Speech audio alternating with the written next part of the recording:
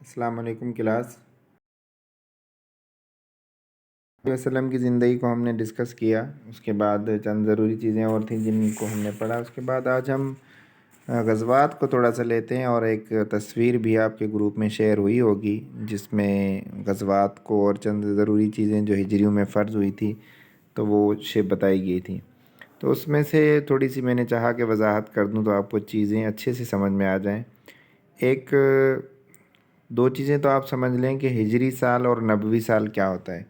ہجری سال تو وہ ہوتا ہے جس میں حضور صلی اللہ علیہ وسلم نے ہجرت کی تھی، اس کے بعد جو زندگی حضور صلی اللہ علیہ وسلم کی شروع ہوتی ہے وہ ہجری سال، اور اس کے بعد جو نبوی سال ہے حضور صلی اللہ علیہ وسلم کو جب نبوت ملی تھی تو ان کو نبوی سال کہا جاتا ہے۔ تو یہ جو تصویر آپ دیکھ رہے ہیں آپ کے گروپ میں بھی شیئر ہوئی ہوگی، تو اس میں 1 2 3 4 5 6 7 8 9 ہجری تک کی جو ہے وہ ضروری چیزیں بتائی گئی ہیں۔ تو حضور صلی اللہ علیہ وسلم کی زندگی میں جو پہلا غزوہ ہوا تھا فرسٹ ہجری میں، اس کو غزوہ ودان کہا جاتا ہے، جو یہاں پر لکھا ہوا نہیں ہے، ابوا لکھا ہوا ہے۔ تو مقام ابوا تو وہ ہے جہاں پر حضور صلی اللہ علیہ وسلم کی والدہ کا انتقال ہوا تھا۔ پہلا غزوہ جو ہے ان کو غزوہ ودان کہا جاتا ہے۔ تو دوسری جو دو چیزیں پہلی ہجری میں ہوئی تھی، ایک تو اذان ہوئی تھی، اذان پہلی ہجری میں ہوئی تھی۔ خطبہ جمعہ، حضور صلی اللہ علیہ وسلم جب ہجرت کر کے آ رہے تھے تو راستے میں آپ نے ایک قبیلہ بنو سالم کی بستی تھی، وہاں پر آپ نے جمعہ نماز ادا کی تھی، تو وہاں پر پہلا جو ہے وہ اسلام کا جمعہ کا خطبہ ہوا تھا، وہ بھی فرسٹ ہجری میں ہوا تھا۔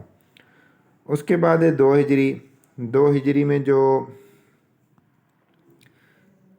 مشہور غزوہ ہے جس کو ہم غزوہ بدر کے نام سے یاد کرتے ہیں، تو غزوہ بدر جو ہے وہ سن 2 ہجری میں ہوا تھا، جس کا پس منظر تھوڑا سا یہ ہے کہ حضور صلی اللہ علیہ وسلم جب ہجرت کر کے مدینہ گئے تو وہاں پر مسلمانوں کا مدینہ میں عروج ہونے لگا، تو کافروں کو خدشہ تھا کہ مسلمان ہم پر کسی طریقے سے حملہ آور نہ ہو جائیں، تو اسی ڈر اور خوف کی وجہ سے ان کا ایک تجارتی قافلہ جو ہے مدینہ سے واپس آ رہا تھا، تو مدینہ کے راستے سے جب قریب سے گزرنے لگا تو ابو سفیان کو یہ شکایت ہوئی کہ مسلمان شاید ہم پر حملہ آور ہو رہے ہیں، تو اس نے مکے کے جو تاجر برادران تھے، ان کی تجارتی قافلے کے جو ذمہ داران تھے، ان کو خط لکھا کہ مسلمان آپ کے تجارتی اس پر جو ہے وہ لینا چاہتے ہیں، حملہ کرنا چاہتے ہیں، برائے کرم اپنے تجارتی سامان کو بچا لیجئے۔ تو اسی طرح ابو جہل کی سربراہی میں 1000 لوگوں کا قافلہ جو ہے وہ آیا، پھر بدر کے مقام پر جنگ ہوئی تھی، جس میں کافروں کو کافی نقصان اٹھانا پڑا، اور حضور صلی اللہ علیہ وسلم کے جو جانثاران تھے جس میں سے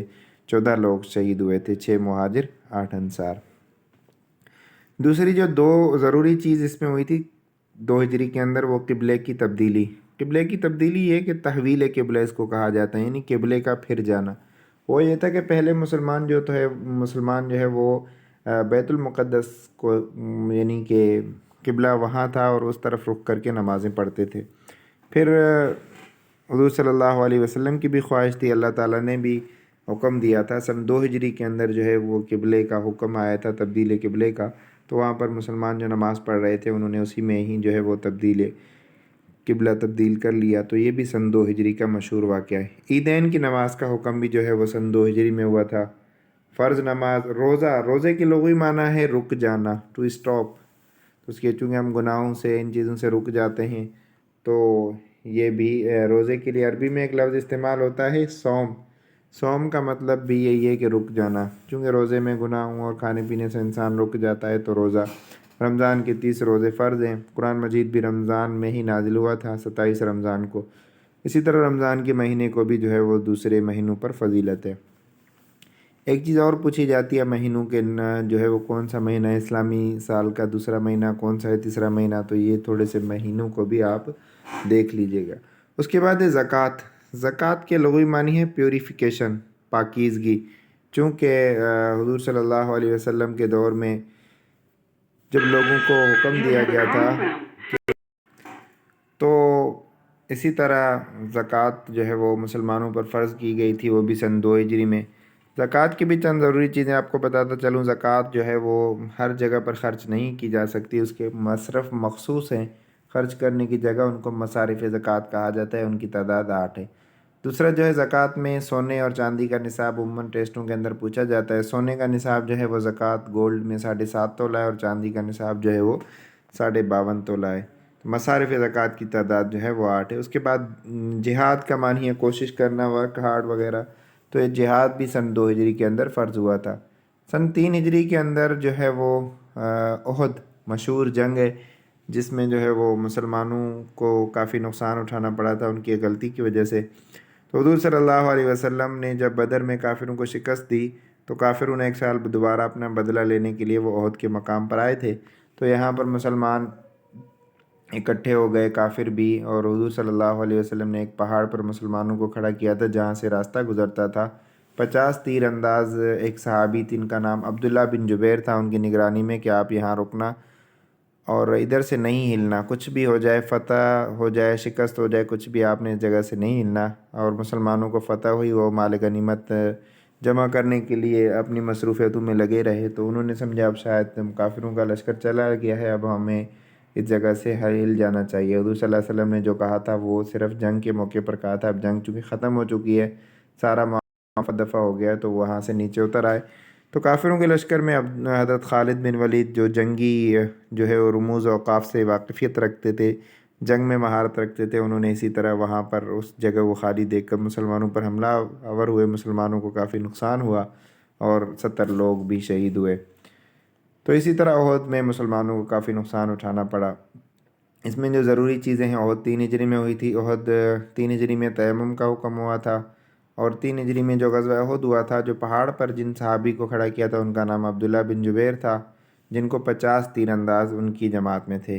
تیمم کا مطلب ہوتا ہے جب پانی کی قلت ہو جائے، مطلب پانی موجود نہ ہو، تو وہاں پر مٹی سے جو ہے وہ ہاتھوں پر مٹی لگا کے ایک خاص طریقہ ہوتا ہے جس سے تیمم کیا جائے۔ تیمم کا لغوی معنی ہوتا ہے ارادہ کرنا، قصد کرنا، نیت کرنا۔ واقعہ رجی سن 4 ہجری میں ہوا تھا۔ سن 4 ہجری میں حضور صلی اللہ علیہ وسلم کے پاس کچھ لوگ آئے تھے جنہوں نے کہا تھا کہ ہمیں قاری القرآن، یعنی جو لوگ قرآن پڑھے ہوئے ہیں وہ ہمیں دے دیں تاکہ ہمیں قرآن پڑھائیں، تو اس طرح وہ لے کر گئے تھے اور ان کو شہید کر دیا تھا۔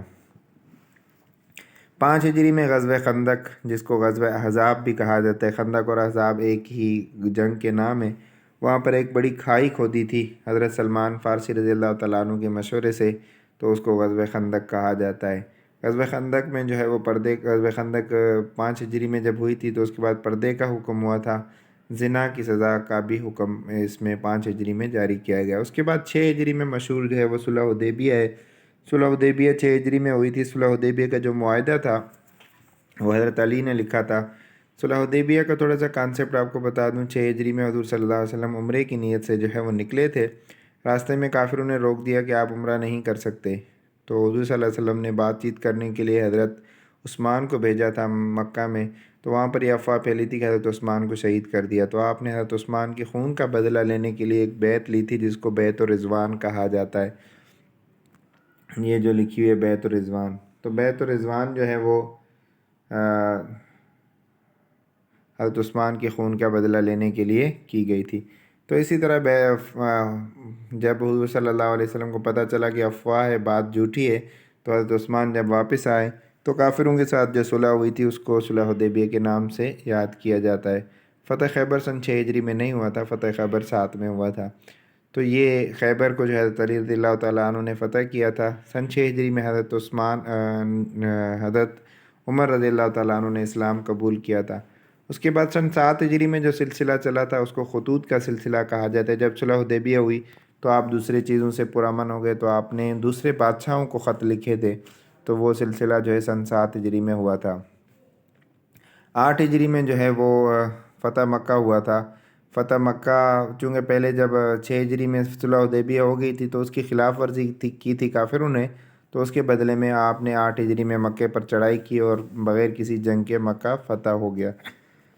فتح مکہ ایک مثالی کارنامہ تھا جس کو ہم کبھی بھی نہیں بھلا سکتے، جس میں کسی بھی آپ نے بڑے بڑے دشمنوں کو وہاں پر معاف کر دیا تھا۔ موتا جو ہے یہاں پر 7 ہجری لکھا ہوا ہے، لیکن موتا 8 ہجری میں ہوا تھا۔ طائف بھی 8 ہجری میں ہوا تھا، غزوہ طائف، اور خیبر جو ہے وہ 7 ہجری میں ہوا تھا۔ یہاں پر خیبر جو ہے وہ 6 ہجری میں لکھا ہوا ہے، خیبر 7 میں ہوا تھا۔ طائف اور موتا جو ہے وہ 8 ہجری میں ہوا تھا۔ فتح مکہ بھی 8 ہجری میں ہوا تھا۔ غزوہ موتا جو ہے ایک غیر عرب جنگ تھی، یعنی پہلی جتنی بھی جنگیں تھیں وہ عرب کے ساتھ ہی، یہ غیر عرب جنگ تھی۔ اور جو ہے وہ تبوک 9 ہجری میں ہوئی تھی۔ تبوک کو جو ہے وہ آخری غزوہ کہا جاتا ہے، ٹوٹل 27 غزوات ہیں، اور غزوہ تبوک جو ہے وہ آخری غزوہ ہے حضور صلی اللہ علیہ وسلم کا۔ تو امید ہے اس مختصر سی ویڈیو میں آپ کو جو تصویر بھیجی گئی تھی اس کی ایکسپلینیشن آپ کو اچھے سے سمجھ میں آ گئی ہوگی۔ تو اس کے بعد بھی اگر کسی کو کوئی کویسچن ہے تو وہ مجھ سے پوچھ سکتا ہے۔ اگر میری طرف سے کوئی چیز سمجھ میں نہیں آئی تو وہ بھی مجھے بتا دیں۔ السلام علیکم۔